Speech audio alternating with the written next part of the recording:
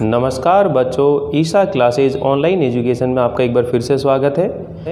देखिए बच्चों, हम लोग 12th क्लास आरबीएसई बोर्ड में आज इस लेक्चर के अंदर जो तीसरा चैप्टर है जिसका नाम है नीति के दोहे, रहीम दास जी के द्वारा लिखा हुआ ये पद है, यानी कि एक पाठ है ये। और इसके अंदर हम लोग आज के इस वीडियो के अंदर सबसे पहले जो रहीम दास जी हैं उसके जीवन परिचय के बारे में पढ़ने वाले हैं। देखिए बच्चों, ये जो आपको सिलेबस करवाया जा रहा है ये अब जो न्यू सिलेबस यानी कि जो 40% कोर्स कम हो चुका है उसके अलावा जो चैप्टर बचे हुए हैं उनका मैं आप लोगों को ये कोर्स करवा रहा हूँ। और यहाँ हम लोग इस तरीके से पढ़ने की कोशिश कर रहे हैं ताकि हमारा जो एक क्वेश्चन आता है कवि का परिचय या लेखक का परिचय वो याद हो जाए, साथ ही जो व्याख्या करने का सही पैटर्न क्या है ये दो क्वेश्चन जो है आपके माइंड में क्लियर हो जाने चाहिए। बाकी पूरा चैप्टर का सार क्या है ये भी आपके माइंड में चलना चाहिए। तो जब आप अपने नोट्स बना रहे हो तो आप सबसे पहले इस वीडियो को पूरे ध्यान से सुनने की कोशिश किया करो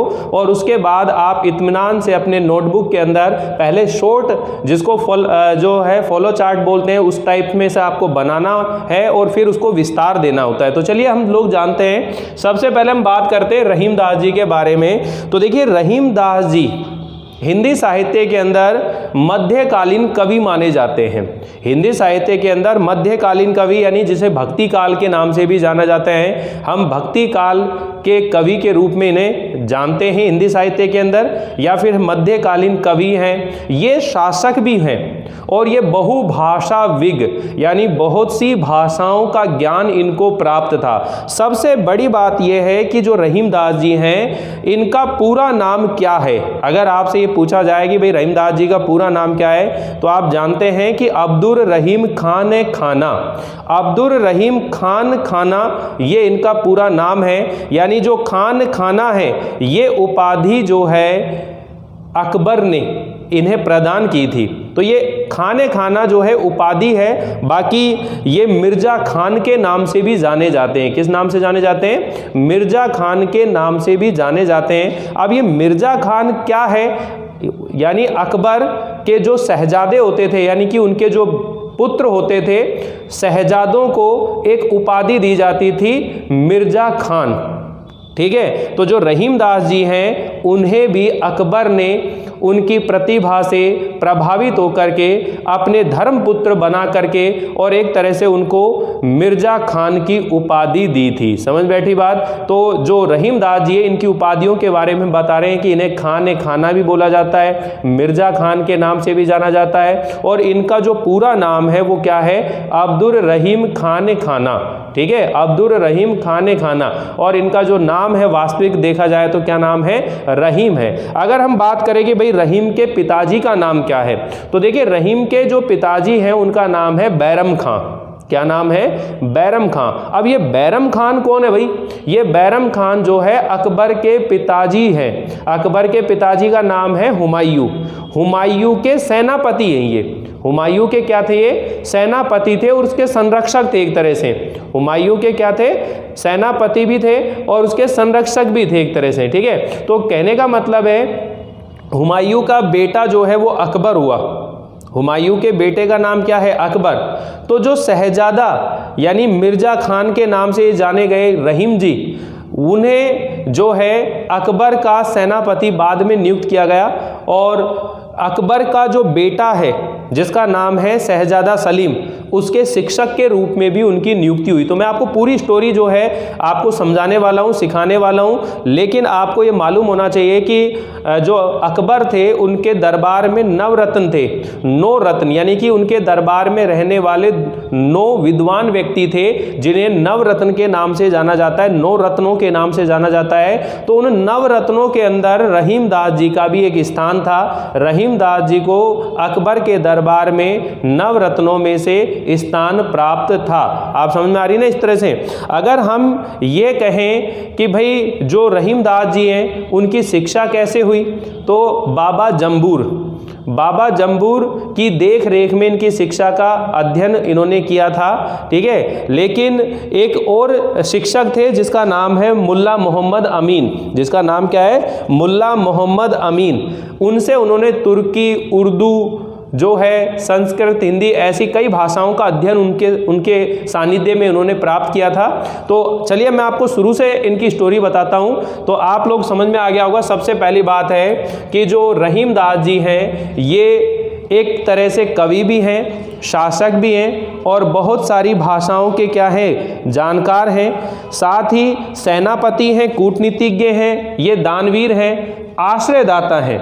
ठीक है, तो आप ये इसकी जो पहली लाइन है आप इसको माइंड में रखेंगे कि जो रहीम दास जी हैं, रहीम जी, अब इस तरह से पॉइंट बनाने हैं आप लोगों को ताकि मैं पहले आपको शॉर्ट समरी बनवा रहा हूँ और उसके बाद में इसको अपने एक पैराग्राफ में कैसे लिखेंगे वो मैं आप लोगों को बताऊंगा, सुनाऊंगा, आप स्वयं उसको कर सकते हैं। फिर इसका जो साहित्यिक परिचय है वो साहित्यिक परिचय आप लोगों को कैसे लिखना है, तो ये दोनों चीज़ें आपको एक पैराग्राफ में लिखनी होती है एग्जाम के अंदर, लेकिन मैं इससे संबंधित सारी जानकारी बिल्कुल आपको शॉर्ट तरीके से समझा रहा हूँ। तो आपका काम यही रहेगा कि आप इसे अपने रजिस्टर में नोट करते हुए चलेंगे कि जो रहीम जी हैं, रहीम जी का पूरा नाम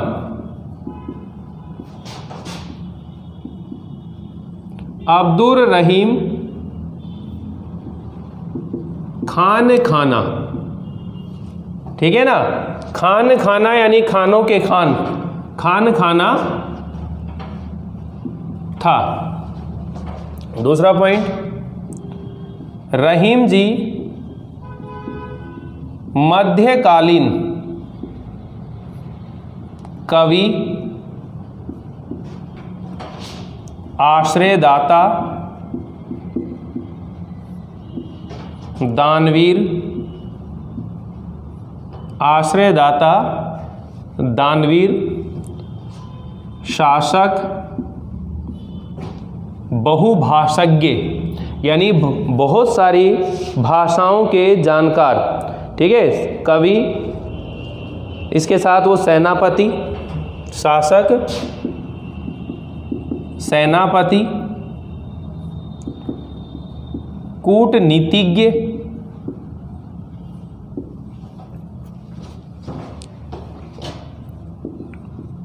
बहुभाषा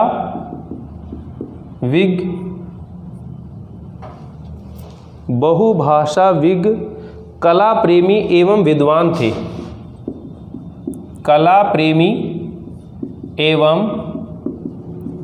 विद्वान थे। फिर हम बात करते हैं इनका जन्म, यानी जन्म 17 दिसंबर, अगर ये तारीख याद ना हो तो कोई दिक्कत नहीं है, 17 दिसंबर सन 1556 में, सन 1556 ईस्वी के अंदर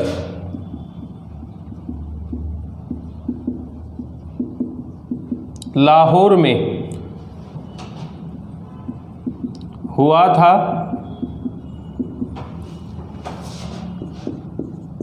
पिताजी कौन है? बैरम खान, बैरम खान लिख सकते हो या खां की जगह आप खान भी कर सकते हो, दोनों ही राइट हैं। बैरम खान इनके पिताजी का नाम है। ये अमीर अली शुकर बेग के वंशज में से एक थे, लेकिन कोई दिक्कत नहीं है। अगर हम बात करें इनकी माता का, तो इनकी माता का नाम है सुल्ताना बेगम।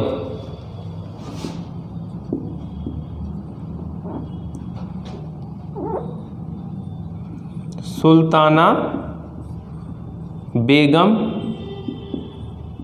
इनकी माता का नाम है। अगर हम इनकी पत्नी की बात करें तो महाबानू बेगम। अब ये महाबानू बेगम कौन थी? ये अकबर है, अकबर की जो धाय कौन होती है? जो उसका पालन पोषण करने वाली, जैसे धाय माता होती है, ऐसे ही अकबर के साथ साथ जैसे अपन महाराणा प्रताप की धाय माँ की अगर बात करें तो जिसके बेटे का नाम चंदन था और उस चंदन को मार दिया था बनवीर ने, अगर आपको स्टोरी याद हो तो अकबर की जो धाय है, ठीक है, महामना, ठीक है, उसकी जो धाय माँ है अकबर की, महाम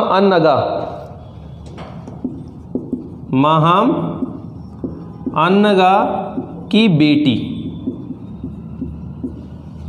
महाबानु बेगम से जो है रहीमदास जी का विवाह हुआ और महाबानु से रहीमदास जी को 3 पुत्र, महाबानु से अगर अपन बात करें, महाबानु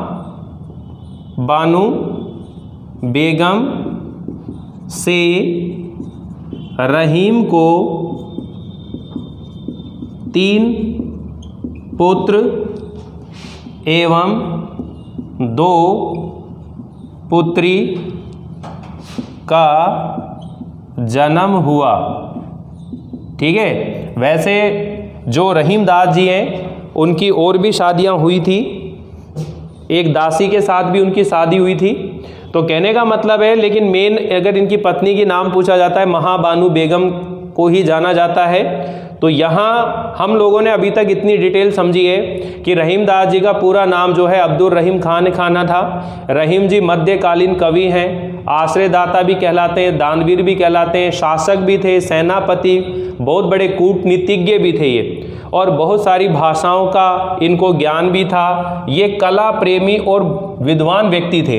इनका जन्म 17 दिसंबर सन 1556 ईस्वी के अंदर लाहौर में हुआ। इनके पिताजी का नाम बैरम खान था। ये बैरम खान जो हैं अकबर के संरक्षक और हुमायूं के सेनापति थे। अगर हम इसको इधर ब्रैकेट में लिखना चाहें तो लिख सकते हैं अकबर के सेनापति, अकबर के संरक्षक और हुमायूं के सेनापति। अकबर के संरक्षक एवं हुमायूं के सेनापति थे। ठीक है। यहाँ हम बात कर चुके हैं बैरम खान, माता का नाम सुल्ताना बेगम और पत्नी का नाम है महाबानु बेगम, अकबर की धाय। महाम अन्नगा की बेटी थी ये महाबानु बेगम, और महाबानु बेगम से रहीमदास जी को 3 बेटे और 2 बेटी, 3 पुत्र और 2 पुत्रियों का क्या हुआ, इनका जन्म हुआ। अब देखिए यहाँ पर इनके उपाधियों के बारे में बात करते हैं कि इनको कौन कौन सी उपाधि दी गई थी। तो ये देखिए 3 तरह की उपाधियों को आप ध्यान रखेंगे। सबसे पहली अगर हम बात करें तो मिर्जा खान, इनको जो पहली उपाधि की अगर बात करें तो क्या है, मिर्जा खान। अब ये मिर्जा खान जो उपाधि है, मिर्जा खान या मिर्जा खान जो उपाधि है, ये अकबर जो है, यानी अकबर के दरबार में या अकबर के शासन काल में परंपरा थी कि उनके जो भी शहजादे होते थे उनको ये उपाधि दी जाती थी। तो अकबर के द्वारा शहजादों को दी जाने वाली उपाधि, तो इसका मतलब क्या हुआ कि जो अकबर के संतान होगी, बेटा होगा, उसका जो शहजादा होगा उसको ये उपाधि दी जाती थी। तो फिर रहीमदास जी जो थे ये तो बैरम खान के बेटे थे, तो अकबर ने इनको मिर्जा खान की उपाधि क्यों दी? तो इसका मतलब ये है कि जो अकबर ने बैरम खान की जो पत्नी थी और जो किसकी माता थी, जो रहीमदास जी की माता थी, जिसका नाम क्या है, सुल्ताना बेगम। ठीक है। इसी के साथ में यानी कि इन्होंने विवाह किया था बाद में चलकर, और इस तरह से इनका ये धर्मपुत्र जो है बन गया रहीमदास जी। इसीलिए उनको मिर्जा खान की उपाधि दे करके और उन्हें पर्याप्त मात्रा में सम्मान दिया। अभी पूरी स्टोरी आपको समझाता हूँ रहीमदास जी के बारे में। पहले आपके मन में इनके जो कैरेक्टर हैं वो फिट हो जाने चाहिए, तभी हम लोग कहानी को अच्छे से समझ पाते हैं, सीख पाते हैं। तो पहली उपाधि होगी मिर्जा खान की उपाधि होगी। दूसरा जो है मीर अर्ज, दूसरी जो उपाधि है बच्चों ये है मीर अर्ज। ये मीर अर्ज जो है अकबर के शासन काल में, अकबर के शासन काल में दी जाने वाली सर्वोच्च उपाधि थी ये, यानी सबसे बड़ी उपाधि थी। और इस उपाधि का मतलब ये रहता था कि जिसको ये मीर अर्ज की उपाधि दी जाती थी, तो जैसे अकबर और प्रजा के बीच में जो भी मुकदमे मतलब जो भी सुनवाई होती थी तो उसके बीच की जो कड़ी होती थी ये मीर्ज अर्ज के नाम से ये उपाधि होती थी। और इस के पद पर मीर अर्ज के पद पर यानी कि 2-3 दिन के लिए ही व्यक्तियों को नियुक्त किया जाता था। तो ये उपाधि जो है मीर अर्ज की उपाधि जो है अकबर के द्वारा इसे दी गई थी, सर्वोच्च उपाधि जो है इसको दी गई थी। और यहाँ इससे ये पता लगता है कि ये कितना बड़ा विश्वास पात्र थे रहीमदास जी, क्योंकि अकबर का जो विश्वसनीय व्यक्ति होता था उसे ही ये उपाधि दी जाती थी, क्योंकि प्रजा की जितनी भी तकलीफ़ें होती थी, दुख दर्द होते थे, उनको राजा तक पहुँचाने का काम जो किया करता था वो कौन करता था? मीर अर्ज नामक पद वाला व्यक्ति किया करता था। तो एक तरह से ये मीर अर्ज की उपाधि जो है रहीमदास जी को दी गई थी। और तीसरी जो उपाधि आपको मैंने बताई दी खान खाना, इसको अपन इस तरह से भी लिख सकते हैं खान ए खाना, इस तरह से भी लिख सकते हैं। तो ये दोनों तरह से राइट है, खान खाना लिख दिए, खान ए खाना ऐसे भी लिखा जा सकता है। तो ये 3 उपाधियां इनको दी गई। अगर हम बात करें इनकी शिक्षा के बारे में तो देखिए शिक्षा जो थे बाबा जम्बूर, नाम क्या है? बाबा जम्बूर की देख रेख में हुई। ठीक है, देख रेख में बाबा जम्बूर की देख रेख में इनकी शिक्षा हुई थी। और अगर हम बात करें इनका जो शिक्षक था मुल्ला मोहम्मद अमीन, मुल्ला मोहम्मद अमीन से इन्होंने तुर्की, उर्दू, फारसी,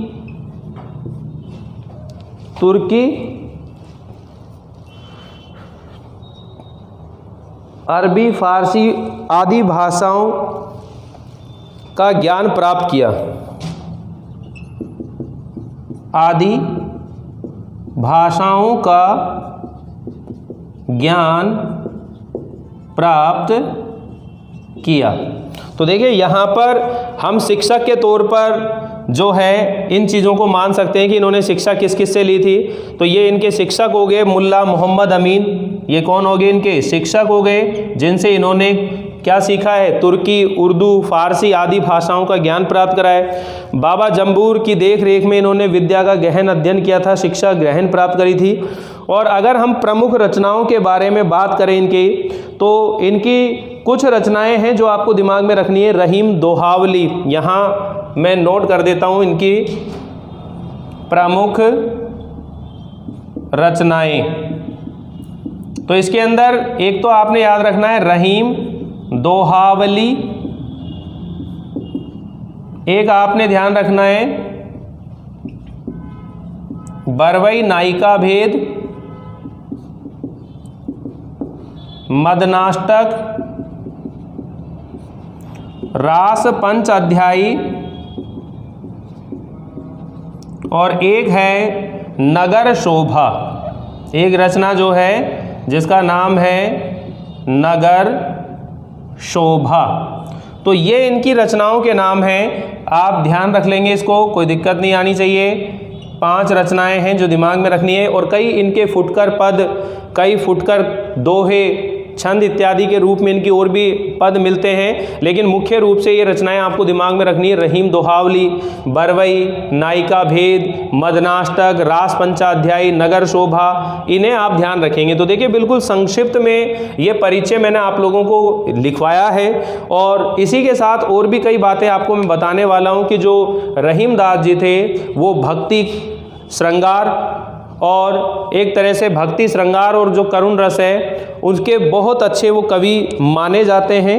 उनके पदों के अंदर भक्ति, नीति, प्रेम और श्रृंगार का सुंदर समावेश मिलता है, इसलिए इन्हें एक श्रेष्ठ नीतिकार के रूप में भी, यानी अगर नीतिकार के रूप में इनकी गणना की जाए तो नीति के में इनका एक सर्वोपरि स्थान है। तो ये महत्वपूर्ण प्रश्न है, एक नीतिकार के रूप में रहीमदास जी की श्रेष्ठता को सिद्ध कीजिए, यानी कि इनके काव्यों में नीति, भक्ति, श्रृंगार के जो पद मिलते हैं इसे स्पष्ट कीजिए।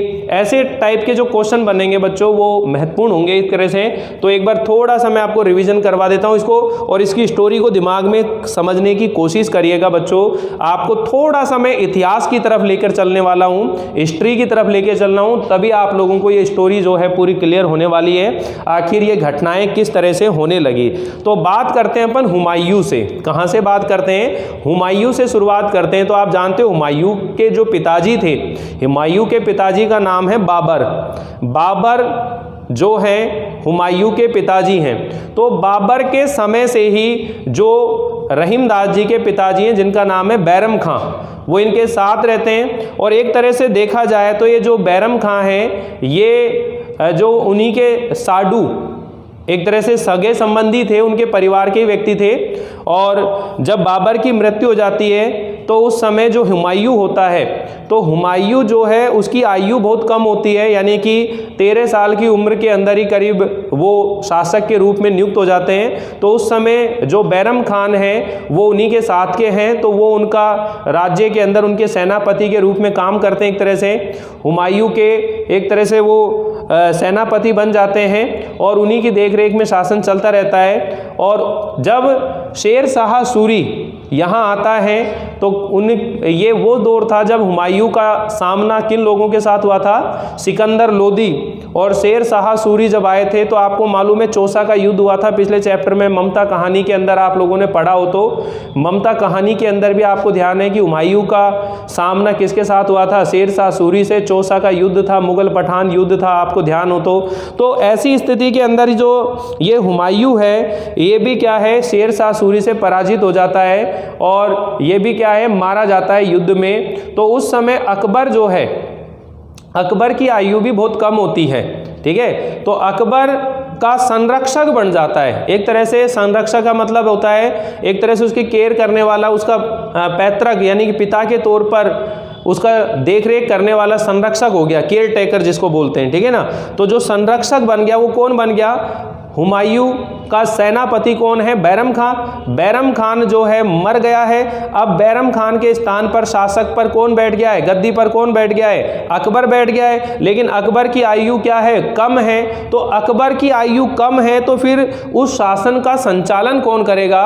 तो शासन का संचालन बैरम खान करते हैं, लेकिन अकबर के नाम से करते हैं, क्योंकि राजा तो कौन है? अकबर है। लेकिन उस समय वो बालक होने की वजह से सारे देखरेख कौन करता रहता है? हुमायूं का जो सेनापति था बैरम खान वो करता है। तो बैरम खान जो है वहाँ सेनापति भी है और संरक्षक भी है।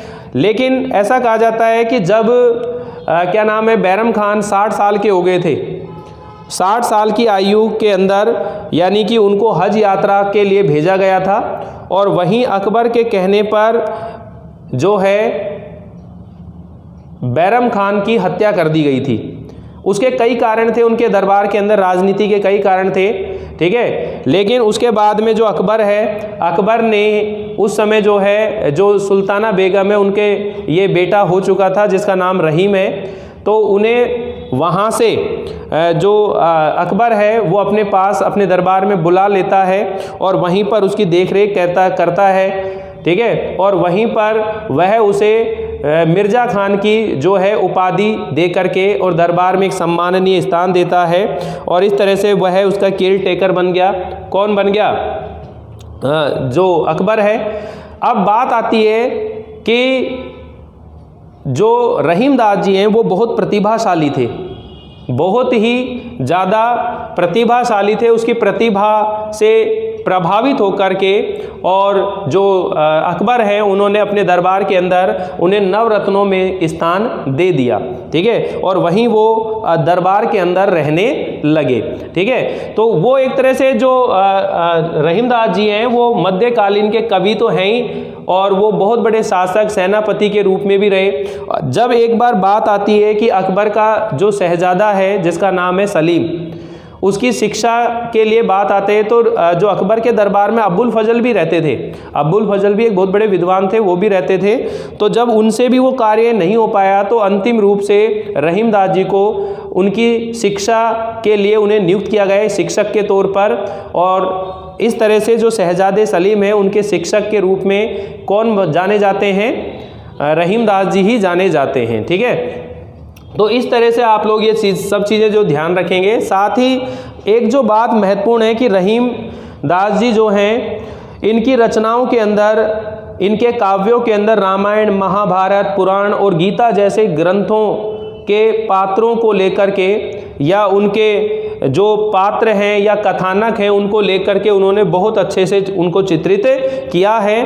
तो ये उनके एक बड़ा हृदय, जिसको अपन कह सकते हैं, उनके हृदय के अंदर धर्म के लिए कोई संकीर्ण सोच नहीं थी। सभी धर्मों के प्रति उनकी समान रूप से सम्माननीय भावना उनके हृदय के अंदर विद्यमान थी।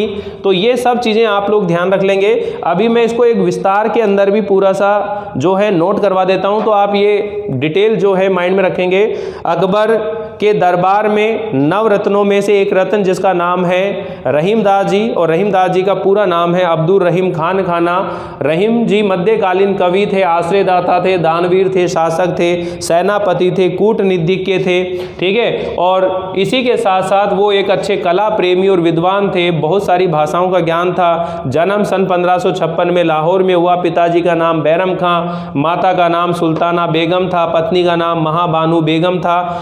ठीक है, तो ये सब चीज़ें आपको नोट करने की जरूरत नहीं है। ब्रैकेट में जो लिख रखी है तो आप एक बार शॉर्ट में जब नोट कर लेंगे, लेकिन जब अपन पैराग्राफ बनाएंगे तो ये सब चीज़ें आपको बताने की जरूरत नहीं है। ठीक है, महाबानू बेगम से रहीमदास जी को 3 पुत्र हुए थे और 2 बेटियों का जन्म हुआ था, 2 पुत्रियों का। इनको उपाधियां मिली थी मिर्जा खान, मीर अर्ज, खान खाना। और बाबक जम्बूर की देख रेख के अंदर इन्होंने गहन अध्ययन किया और मुल्ला मोहम्मद अमीन से इन्होंने तुर्की, उर्दू, फारसी आदि भाषाओं का ज्ञान प्राप्त किया। और अगर प्रमुख रचनाओं के रूप में देखते हैं तो रहीम दोहावली, बरवई नायिका भेद, मदनाष्टक, रास पंचाध्याय और नगर शोभा, ये इनकी प्रमुख रचनाएं हैं। तो एक बार आप स्क्रीनशॉट ले लीजिए, फिर मैं आप लोगों को इसे एक पैराग्राफ में लिखने के लिए आपको बताता हूं। तो देखिए, यहाँ रहीमदास जी का परिचय हम लोग पढ़ रहे हैं और सीखने की कोशिश कर रहे हैं कि आखिर किस तरह से उनके परिचय को आप लोग पढ़ सकते हैं। बहुत तरीके से आप लोगों को ये नोट्स बनाने हैं, क्योंकि हमारा ये परिचय बिल्कुल भी जो है गलत नहीं होना चाहिए। इतनी सारी बातें जानने के बाद तो आप कितने सरल ढंग से इन चीज़ों को नोट कर सकते हो, लिख सकते हो, वो बात आपको मालूम होनी चाहिए। इसीलिए पूरा विस्तार मैं आप लोगों के सामने रख रहा हूँ ताकि आसानी रहे आप लोगों को ये सब चीज़ें करने में। और कई बार बहुत से स्टूडेंट ये बात पूछ रहे हैं, सर ये लाइव क्लास कब से शुरू होगी? तो देखिए, उसके लिए आपका एक ग्रुप बन चुका है, तो उसके अंदर आपको बता दिया जाएगा।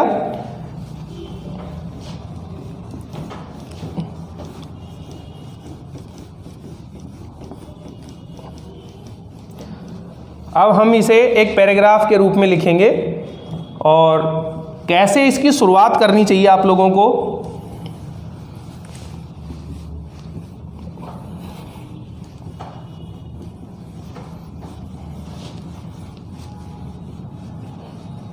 चलिए देखिए, जब भी आप किसी कवि का या लेखक का परिचय लिखते हैं तो इस सबसे बड़ी समस्या आती है आप लोगों के सामने कि उनका जो जन्म सन होता है वो आप लोगों को याद नहीं रहता है। सपोज करिए अगर आप लोगों को वो याद नहीं है तो आप उसे लिखने की कोशिश भी मत करिए। मतलब उसे गलत लिखने से अच्छा है कि उसे आप लिखो ही नहीं। अगर उसको लिखें नहीं तो फिर हम क्या लिखें? तो आपको डायरेक्ट ही जन्म स्थान के बारे में लिख देना चाहिए। यानी अगर हम बात करें कि रहीमदास जी का पूरा नाम अब्दुल रहीम खान खाना है, ये एक कवि, शासक, सेनापति, कूटनीतिज्ञ, बहुभाषा विज्ञ, कला प्रेमी और एक अच्छे विद्वान थे। इनका जन्म लाहौर में हुआ। इनके पिताजी का नाम बैरम खान, इनकी माता का नाम सुल्ताना बेगम, इनकी पत्नी का नाम महाबानू बेगम था। इनके शिक्षा दीक्षा बाबा जम्बूर की देखरेख में हुई। इन्होंने मुल्ला मोहम्मद अमीन से तुर्की, अरबी, फारसी आदि भाषाओं का गहन ज्ञान प्राप्त किया। ठीक है, और इन्हें कई उपाधियां प्राप्त हुई, जिनमें से मिर्जा खान, यह उपाधि अकबर के शासनकाल में शहजादों को दी जाने वाली उपाधि थी। इन्हें मीर अर्ज की उपाधि भी प्राप्त हुई और इन्हें खान खाना की उपाधि भी प्राप्त हुई।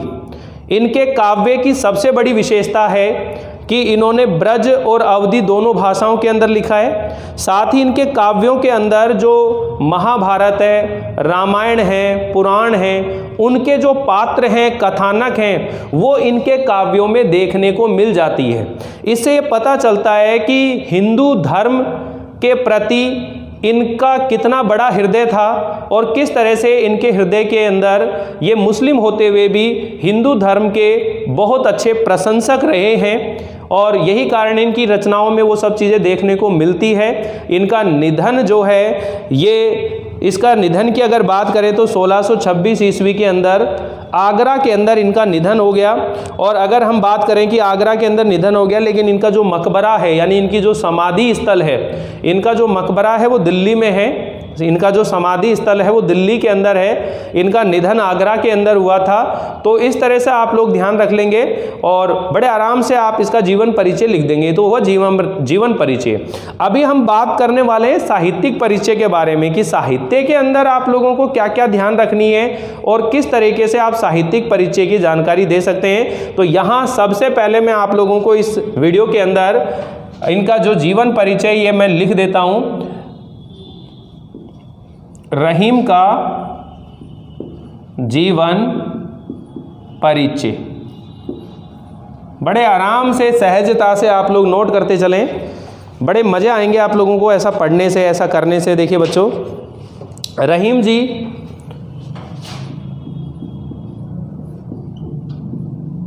मध्यकालीन कवि, सेनापति, कूटनीतिज्ञ,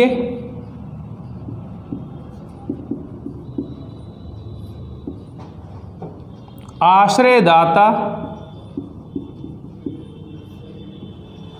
कूटनीतिज्ञ, आश्रयदाता, दानवीर, कला प्रेमी एवं विद्वान थे। इनका पूरा नाम अब्दुर रहीम खान खाना था। इनका जन्म सन 1556 ईस्वी में लाहौर में हुआ था। इनके पिता का नाम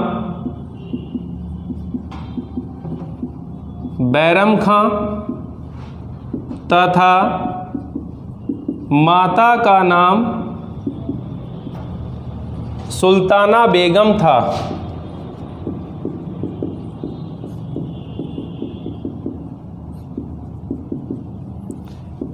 इनकी पत्नी का नाम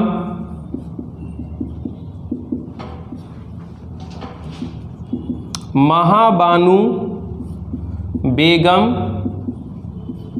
था। महाबानू बेगम से इन्हें 3 पुत्र एवं 2 पुत्री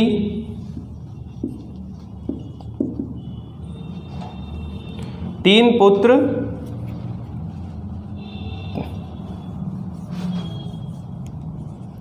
तीन बेटे एवं 2 बेटियों का जन्म हुआ।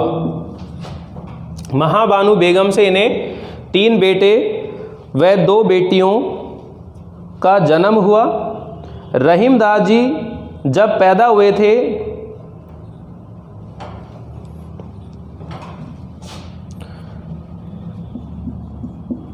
रहीम जी जब पैदा हुए थे तो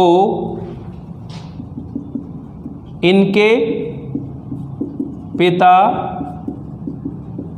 बैरम खान की आयु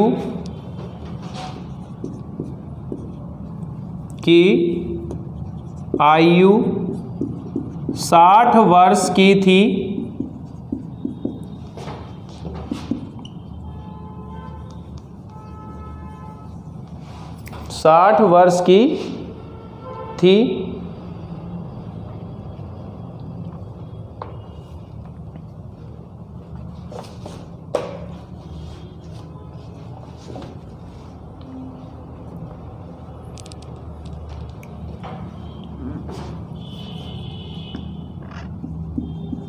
रहीम का नामकरण अकबर ने किया था तथा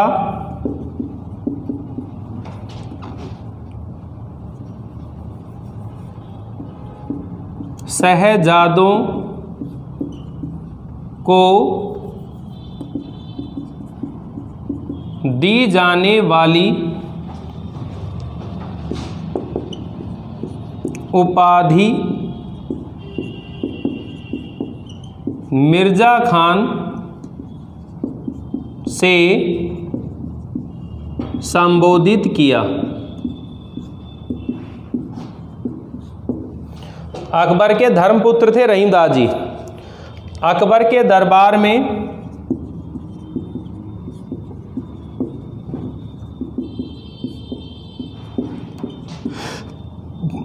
नवरत्नों में से एक थे।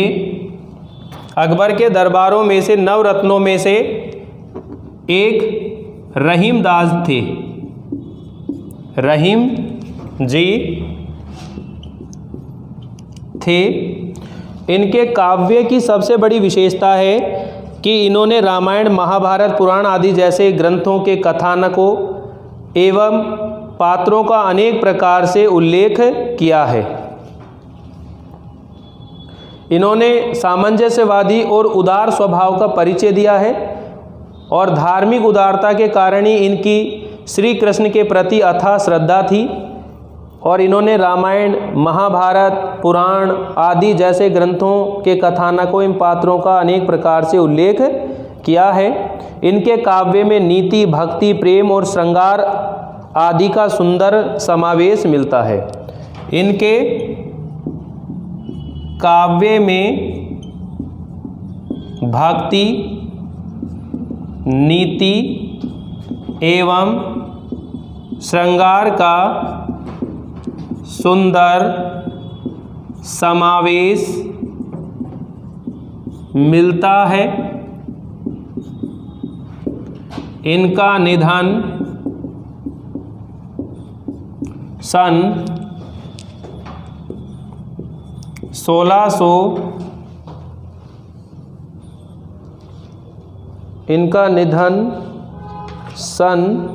1626 ईस्वी में आगरा में हुआ था, किंतु इनका समाधि स्थल मकबरा दिल्ली में अपनी बेगम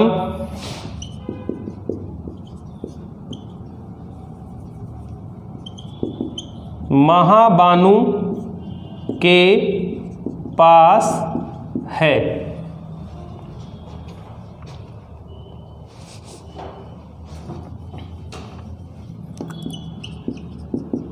समाधि के पास है, ऐसे लिखिए। ठीक है, तो ये एक छोटा सा इसका जीवन परिचय आप लोगों के सामने सेट हो गया बच्चों, और उम्मीद है कि आपको बहुत अच्छे से ये चीज़ें समझ में आ गई होंगी। अब नेक्स्ट वीडियो के अंदर हम लोग इसका जो साहित्यिक परिचय उसके बारे में चर्चा करने वाले हैं। उम्मीद है बहुत अच्छे से आपको ये जीवन परिचय समझ में आ रहा होगा, और इस चैप्टर को बहुत शानदार तरीके से हम लोग पढ़ने वाले हैं। इसी तरह आप अपना अध्ययन जारी रखें, अपनी स्टडी सुचारू रूप से जारी रखें। एग्ज़ाम आपके जो हैं अप्रैल मई के आसपास आपके एग्ज़ाम हो सकते हैं, ऐसा कुछ अपडेट आ रहा है। तो आप लोग अपनी तैयारियों में किसी तरह की कमी ना छोड़ें। मिलते हैं अगली बार इस चैप्टर को आगे बढ़ाते हुए, तब तक के लिए थैंक यू, बाय बाय।